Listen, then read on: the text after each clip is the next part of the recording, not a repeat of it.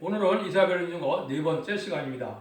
오늘 이사야 4장을 통하여 시온의 아름다움에 대해서, 청결 역사에 대해서, 칭송에 대해서, 특별성에 대해서 변론해 보도록 하겠습니다.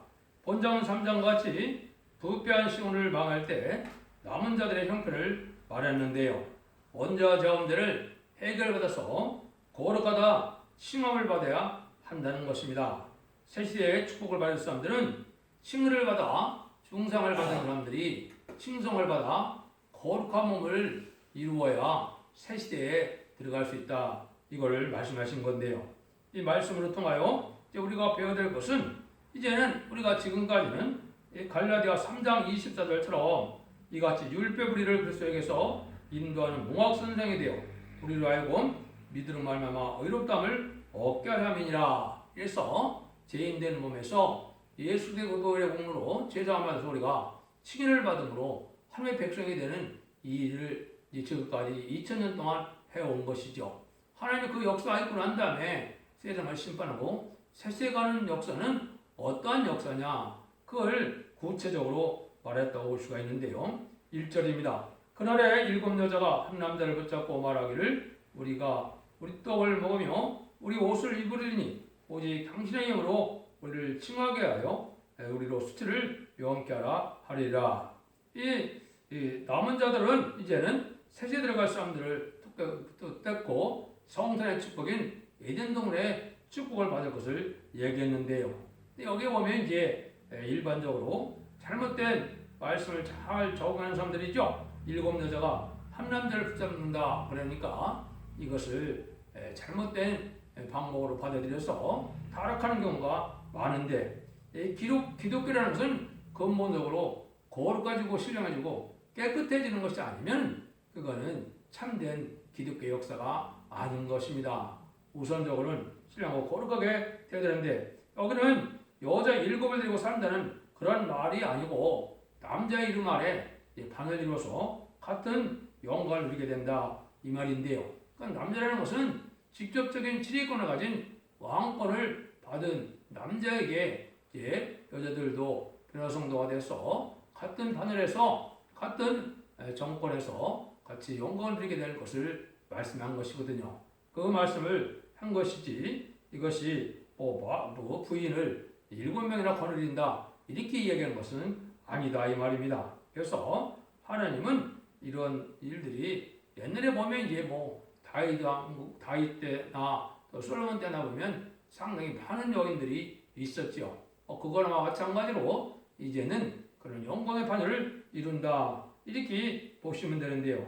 2절입니다. 그날의 여호와의 싹이 아름답고 영원할 것이요 그 땅의 소산은 이스라엘의 피난자를 위하여 영화롭고 아름다울 것이다. 그날에 여호와의 심판이 있고 난 다음에 세세 가는 날이 되면은 여호와의 싹이 아름답고 영화롭다 그랬죠.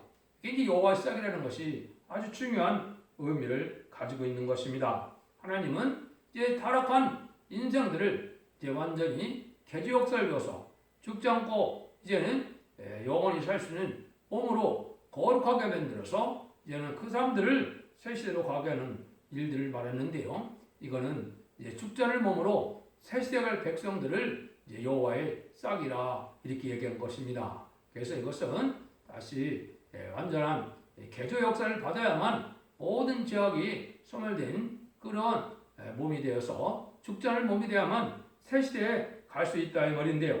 그래서 아름답고 영화로운다 그러는데 그 땅의 소산은 이스라엘의 피난자로 하여 영화롭고 아름다울 것이며, 이 지금은 만물이 인간의 죄로 말미암아 이제는 저주를 받아서 많이 이제 상한 것도 있고 인간에 해를 주는 것도 있는데 다 무엇인지 아름다워진다 이 말이죠. 인간에 해를 주는 것은 없으니까 이제는 모든 만물이 다 아름다워서 소산까지도 아름답다 이 말이거든요. 그래서 사람을 아름답게 하고 땅을 아름답게 하고 또 소산까지도 아름답게 해서 아름다운 새 시대를 주는데, 한마디로 에덴 동산이 회복되어진다 이렇게 보시면 됩니다. 그래서 이렇게 여호와의 싹이 되어야 된다 이 말이 중요한 의미를 가지고 있는 겁니다. 다시 말하면 완전히 거룩함을 받아서 죽음을 맛보지 않고 세세에 들어갈 사람들을 여호와의 싹이라 했기 때문에 육적인 부정도 없고 남녀 간의 그 관계도 절대적으로 깨끗하고 거룩한 싹이 되는 이런 자야 영광의 반열을 이루어서 아직 여기와 같이 복을 빌게 된다. 이렇게 얘기를 하는 겁니다. 그래서 이거는 새로운 은혜를 받아야 되는 것이지 지금 은혜 시대에서 죽어 천당 가서 칭의를 받는 그 정도의 은혜 갖고는 새 시대는 갈 수 없는 겁니다. 그래서 여러분들이 그거를 이제 알려주는 것이 3절 4절이죠. 시온에 남아있는 자, 예루살렘에 머무르는 자, 곧 예루살렘에 있어 생존 중에 용명된 모든 사람은 거룩하다 칭함을 얻으리니 이런 주께서 그 심판하는 영과 소멸하는 영으로 시온의 딸들의 더러움을 씻으시며 예루살렘의 피를 그 중에서 정결케 하실 때가 되면이라 그랬죠. 거룩하다 칭함을 받는다 이게 칭송이 된다 이 말이죠. 그래서 아까 갈라디아 5장 24절에서는 이제 믿음으로 의롭다함을 받아서 칭의를 받는다 이렇게 이제 지금 됐던 것이요. 죄인된 몸이 예수님을 그리스도의 보혈의 공로를 믿음으로 이제 칭의가 돼서 의로운 자로 여김으로 하나님의 백성이 돼서 천국 백성이 되는데 이제는 영광과 몸이 다 깨끗함을 입어서 원죄와 자문들을 해결받음으로 몸 전체가 거룩하게 된다 이 말입니다. 이게 칭송이거든요. 처음 들어보는 분들도 많이 있을 텐데요. 이것이 인간용으로 우리가 받아야 될 은혜입니다. 그래서 오늘 첫대기 역사로 완전면의 역사를 믿고 순종하고 회개하고 예언의 말씀을 읽고 듣고 지켰을 때 원죄와 자문들을 해결받음으로 그 일들이 이루어지는데 인간의 윤리도덕이나 결이나 이것과 되는 것이 아니고 여기 보니까 뭐라 그럽니까? 심판하는 영과 소멸하는 영으로 그 몸을 깨끗게 한다 그랬죠. 이거는 이제 성령의 역사가 다시 임할 것을 얘기한 겁니다. 그래서 이것은 이제 만민에게 보여주는 성령의 중생의 역사가 내리는 성령이 아니고 남종과 여종에게 부어주는 성령이라고 그랬죠. 또 새시대 갈수들에게 하나님이 부어주는 영을 뜻한 것입니다. 이것은 이제 몸을 깨끗게 할 수 있는 이런 여기가 되고 성령의 역사가 되는데 이것은 원죄 자범들을 해결받아서 깨끗해지는 역사가 있을 것을 얘기한 것이죠. 그래서 이것은 이러한 몸의 변화를 받고 체험을 해야만 죽지 않고 쇠퇴하고 변화스트를 몸이 되는 것이지 막연하게 혼이 주를 잘 믿으면 혼이 들림받는다는 말은 아주 미혹적인 말이다. 그렇게 여러분이 아셔야 되는데 어떻게 된다 했어요? 피까지 정결케 된다 그랬죠? 원죄의 죄의 질이 피에 남아있는데 피를 깨끗게 하는 역사가 온다 이거죠? 이것도 여러분들이 체험을 해야 체험을 해서 받아야 될 반드시 은혜가 된다 이 말입니다. 이런 은혜가 없는데 변화승천하고 거룩한 자한테 가서 14만 4천 명의 단체가 됐다는 거예요. 그다음은 거짓말이죠. 이거는 미혹받은 겁니다.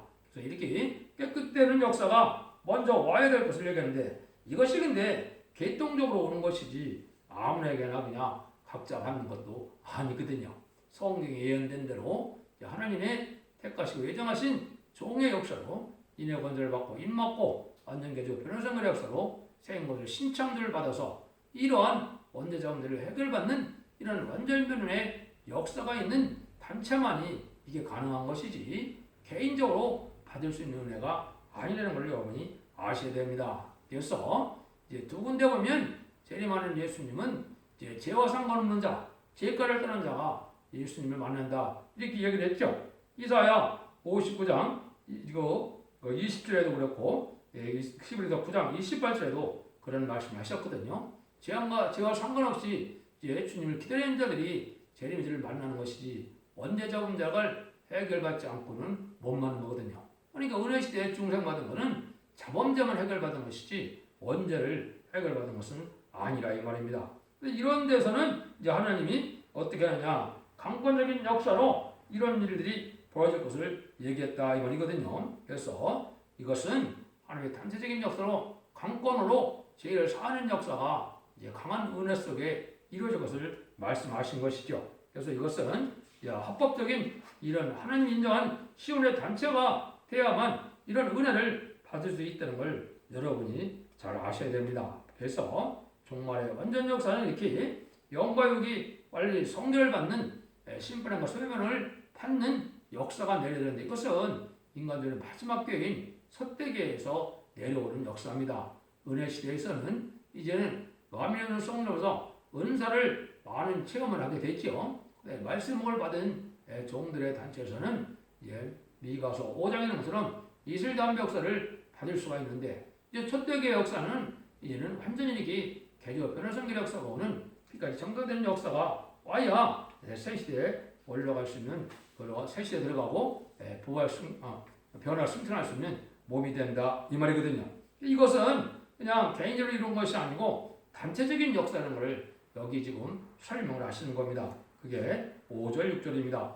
여호와께서 그 거하시는 온 시온산과 모든 지표 위에 낮이면 구름과 연기 밤이면 화염의 빛을 만드시고 모든 영광에 천막을 덮으실 것이며 또 천막이 있어서 낮에는 겨울의 뼈는 그늘을 지며 또 풍우를 피하여 숨는 것이 되리라. 여기 이렇게 했죠. 그래서 모든 지파에 낮이면 구름과 연기 밤이면 화염의 빛을.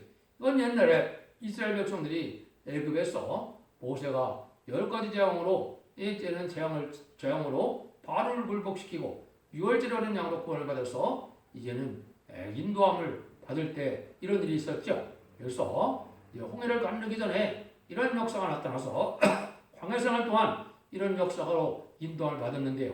이거는 그때의 일을 말씀하신 것이 아닙니다. 이것은 인간 정말의 완전 역사가 있을 때 거룩한 단체를 알곡을 모아서 하나님이 새 시대로 인도하는 단체에게 이런 일이 있을 것을 얘기하는 것이죠. 그래서 시온의 단체라는 것은 임마누엘 역사로 하나님이 친히 함께할 만한 단체인데 이것은 알곡과 쭉정이를 갈아서 모든 알곡만을 모은 단체를 얘기하는 것입니다.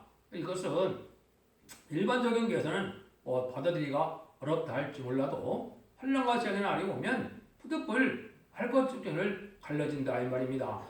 지금은 교단과 교파가 상관없이 누구든지 주님을 그대로 영접해서 중생의 역사가 내리면 신앙의 정도라고 볼 수가 있지만은 인간 정말에는 그렇지 않습니다. 지금까지는 탈선되고 이단만 아니면 이런 중생의 역사가 내리는 일이 있었지만은 이런 변화생물의 역사, 완전 개조 역사는 완전 변화에 이르는 종이 있는 첫대교야만이 가능한 사실인데 이것이 엄정한 진리의 예언의 법을 이루는 법인데 이거를 알지 못하면 새 시대에도 갈 수 없고 변화성전도 할 수 없다는 것을 우리가 먼저 알아야 됩니다. 그래서 여러분들이 이런 절대적인 보호와 인도 속에 하나님이 우리를 인도할 것을 말씀하신 건데요. 그래서 여러분들이 이제는 이러한 거룩한 단체가 이제 속하여야만 여러분이 이제는 변화성전할 수 있는 그 복을 받게 된다. 이것은 절대적인 보호와 역사가 있기 때문에 어느 상황에서도 이제는 하나님의 인도함을 받게 되고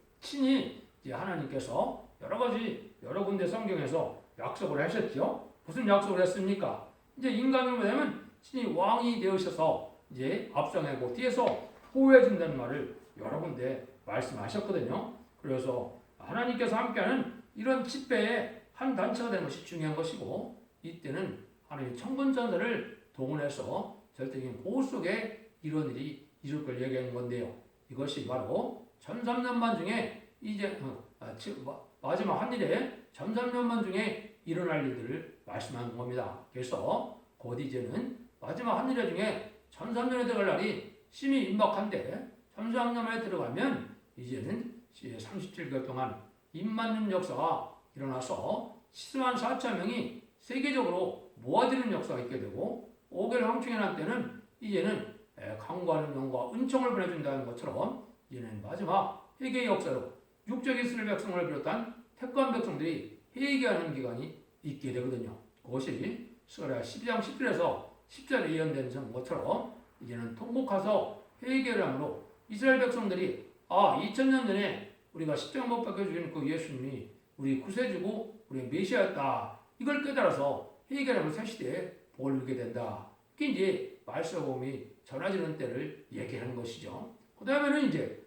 공산당이 등장해서 그리스도를 알지 못하는 자들이 지금 많이 있기 때문에 지금 왜 공산당이 등장한 지가 지금 100년이 넘었거든요. 그래서 그 속에 있는 자들을 택한 백성을 구원하는 역사가 계시록 11장 3절 6절처럼 재앙으로 땅을 치를 권자로서 마지막 복음을 줘서 순종하고 그 말세 복음에 따라오는 자들을 예비처로 인도하면 구원의 역사가 끝나는 겁니다. 그러면 후3년으로 들어가는데 후3년부터는 환란장 심판의 역사이기 때문에 그 길과 자비가 없고 용서가 없고 구원이 없는 그런 시대거든요. 그때는 참으로 구원받는다는 방법이 유일하게 이제 심승의 표를 받지 않게 해서 죽는 방법밖에 없는데 그래서 죽는다 해서 또 바로 구원도 받는 것이 아닙니다. 천년 동안 음부에 갔다가 백보자 심판 때나 낙원으로 가는 그런 복을 받기 때문에 지금 전수학년만 끝나기 전에 구원을 반드시 받아야 될 것이 이게 기독교인들이 지금 알아야 되는데 환란에 빠진 것은 후3년물에 들어가는 것을 환란에 빠진다 그러거든요. 그래서 짐승의 표를 받기 전에 우리가 빨리 이제 이 거룩한 단체로 이제는 신령한 몸을 이뤄서 입맞은 14만 4천 명이 되든지 등이 실 수 있는 큰 무리에 순종하는 자들이 돼서 예비처로 모처럼 인도받아서 세시대 복을 누리는 백성이 되든지 이 두 가지 방법 외에는 이제는 구원받는 방법이 없다. 해서 이는 천군 천사가 동원돼서 이렇게 절대적인 보아 인도를 받을 이제는 진짜 아름다운 세시대를 가는 이런 천군 천사가 동행하여 주는 이런 거룩한 단체가 아니면 이제 심판 환란장에 살아남을 수가 없다는 것을 여러분이 이제 아셔야 됩니다. 그래서 이런 일들을 잘 구분해서 구별하고 여러분들이 순종함으로 말미암아 원죄자 문제를 해결받는 완전 역사를 여러분이 체험함으로 이제 자손만대의 축복을 누릴 수 있는 복된 종들과 성도님들이 다 되시기를 예수님으로 간절히 축원드립니다. 아멘.